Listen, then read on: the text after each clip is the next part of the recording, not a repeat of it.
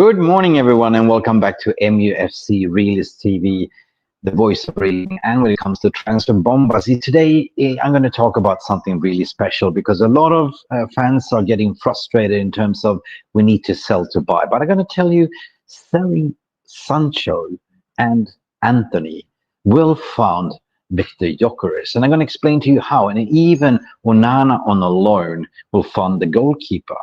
And Manchester United are apparently, according to my information, only going to recruit 5 players, meaning two number 10s, 1 striker, 1 central midfielder, and a goalkeeper. Guys, this is Mick Ruby from MUFC Realist TV morning show. Please do me a massive favor, like and subscribe. And let's send this transfer bullet. Send it. Garnacho! Has the Premier League ever been more challenging? Will you be in the dugout at Old Trafford on Sunday? I will be here. Definitely. Okay, let's go. Okay, let's go, people. Manchester United, as terminology, need to sell. But do we really need to sell? Because 1st of July or 1st of June actually starts, which is the new financial PSR year. It means that we could have done a deal for Cunha, we could have done a deal for Umbueno, and that deal is kind of being registered on the new financial PSR year. The deal can be completed before, but Man United are kind of putting everything into the new financial year books, meaning clean slate, nothing to worry about. You know, we don't have to worry about points deduction and anything else. So it's been widely reported that Man United have approximately dedicated 120 million in the kitty to spend before even selling. So how is that going to work, you know, and how is this going to work? But I'm going to talk about it a little bit later. But selling Sancho, which is 100%, if you watch me and Alfredo Padula yesterday, strongly linked to Juventus. Juventus are pushing really hard. They really want Sancho. They are not having any problems to pay Manchester United 25 million. But the stumbling block is Sancho's wages. Now, Sancho's wages is currently 250k per week, which is about 11 million pounds, right? So that is a lot of money for a Italian club to pay. Of course, Juventus being the richest club, they are kind of in negotiations to pressure Sancho. Listen, if you want to play for us, lower down your wages, potentially come for 10 million maximum, right? 10 million euros. And this is something that Sancho really has to consider. Manchester United are really pushing Sancho out of the door, and his agent, this is his last resort. So I've been told that eventually this is hardcore negotiations. Jadon Sancho really fancies Juventus, and I think that Jadon Sancho within the next coming week will say yes to Juventus. So that is 11 million saved out of the PSR book. Plus, United is getting 25 million plus 5 million from the loan fee returned from Chelsea. So keep that figure in mind. And then you look at Antony, of course. Antony is kind of the closest one to be a permanent sale, right? We know that Real Betis is looking. We know they are trying to sort of negotiate the fee. But the CEO and president said he will do anything in the power to get Antony to the club this summer. So we know that the price we can get 45 million pounds for him. So that is kind of a little bit break even. And, you know, at the end of the day, we'll make profit out of it. Because he also, like Jadon Sancho, earns 250k per week, meaning another 11 million. So in total, that is about 22 million. 22 million in wages. That is 22 million in wages. That means that United can actually utilize this 22 million only in wages to go for Viktor Gyökeres. Now, if Viktor Gyökeres is reporting by the president who refused to sell him on 60 plus 10 euros, it might end up on 65 plus 10 add-ons, you know, but still, we are talking about doing amortization installments. Believe me, 10 million the first installments for Cunha, 10 million first installments for, you know, Umbueno, that's 20 million. And then another 20 million from Gyökeres. That's 40 million spent only, net spent, if you do amortization, meaning 4 installments. So keep that maths in mind, because Manchester United has been told that we have 120 million to spend before selling. So that is already 40 million spent on the budget. That means that you have what? 80 million more to go. So that 80 million can go to another midfielder, which we're going to talk about later. And the goalkeeping situation, there is arguably to say very difficult to sell Onana. It is the worst goalkeeper in the whole Premier League. Arguably to say that even Southampton, they got relegated, had the better goalkeeper. Now, clubs are not blind. Clubs are seeing him. We're not getting any bids for him. So it's going to be a very difficult, task to sell him in order to get a new goalkeeper. Because there's no smoke without fire. We've been linked to many, many goalkeepers. But Saudi Arabia, there's been some soft links for it. But the latest is what Manchester United are trying to finesse to get a new goalkeeper is to loan out Onana with an option obligation to buy. Rather to keep him as a number 2, they loan him out and they get the preferred goalkeeper, which we talked about yesterday. Carnesecchi from Atalanta, very, very close. Manchester United are having talks. But also Vanja Milinković-Savić for 20 million euros to buy. Carnesecchi is a little bit more of expensive size, 40 million euros, or roughly about 30 million pounds. Man United can afford it because Onana wages, it's about 120k a week, which is 6.2 million. So only if you free up Onana's wages, you can afford to get the goalkeeper. Plus, it doesn't really eat up on the budget.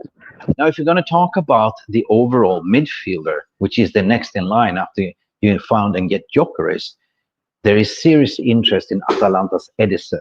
And me and Alfredo Pedula talked about this in yesterday's podcast when he revealed exclusively that Manchester United actually put a bid in January for 14 million pounds, but they never went for it.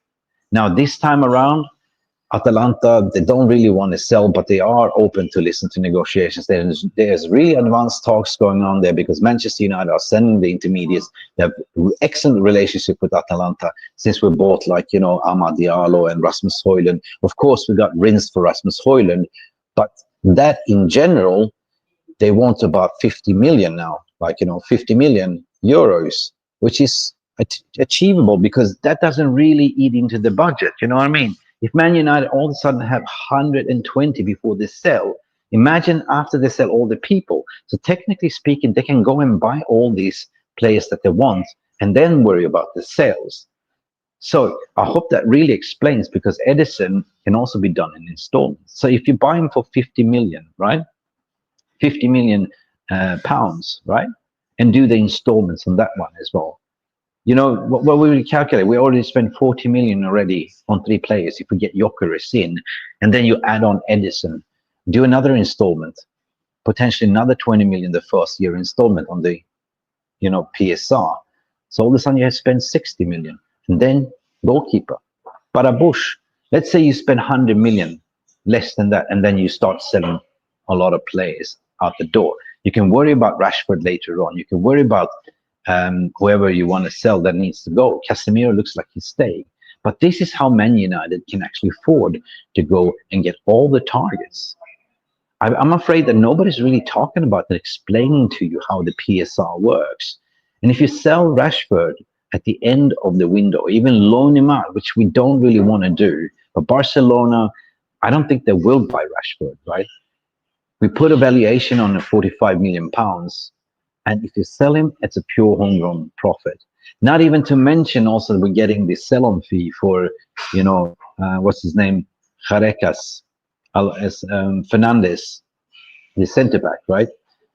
So he's going to Real Madrid. So we have a sell-on fee on 50% on that one. Plus, if we also sell Anthony Olanga to Newcastle, we also have a sell-on fee.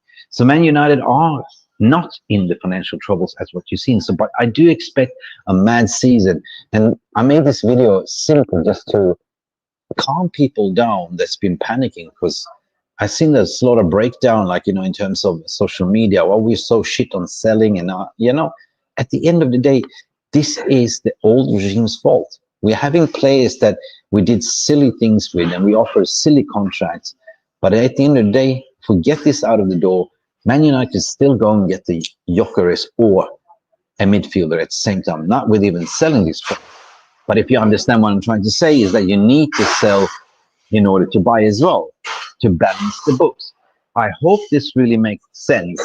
But at the end of the day, why Ederson? We did an exclusive report about that because, Amorim really, really likes Ederson.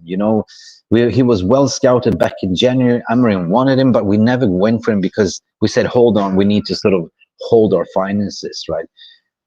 United's come back now to Atalanta to talk about Ederson. We are also linked to, other than, Richard Rios from Palmeiras as well. And we also linked to, what's his name? Hayden Hackney from Middlesbrough. But if you see why we are linked to these players, so we are looking for competitive players with an engine, that can run up and down, box-to-box midfielder, right?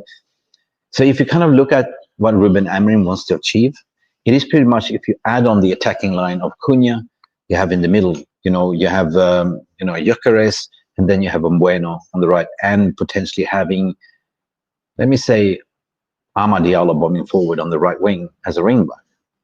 And then you add on an Ederson with Bruno Fernandes playing more up as a number 8, and Ugarte potentially with swapping with, Ederson. All of a sudden you have pressure. You can play with a high line. In the back, you have fast recovering centre-backs in terms of Aiden Heaven, Lenny Euro, De Ligt. They can cover wide spaces. But the whole idea of the Ruben Amorim's 3-4-3 system is actually to play 3-4-3. The meaning that you are pressing high up on the pitch, you win the ball back, and with Ederson winning the ball back, they can run up and down the pitch. It's easy if we lose the ball. He can easily run back and retrieve the ball and put pressure back put the ball back into the attacking line. So that is the reason why we are interested in Ederson, and also Richard Rios, and also Hayden Hackney from Middlesbrough. Keep a close eyes on Ederson, guys, and keep on close eyes on the sale of Antony. That is probably the most likely to happen. And also Jadon Sancho will probably advance very, very hard, because Juventus is pressuring Sancho and his agent to really, come for 10 million instead of playing for like 13 million euros, right? Which they can't afford, but they can afford to pay him 10 million euros or less. So it's been said that he really wants to play for Juventus. But if you really want to play for Juventus, you know what to do, Sancho. Just cut your wages and cut your pride. You're a footballer, not a businessman. Anyway, guys, this has been Mick Ruby from MUSC Realist TV. Do me a massive favor, will you?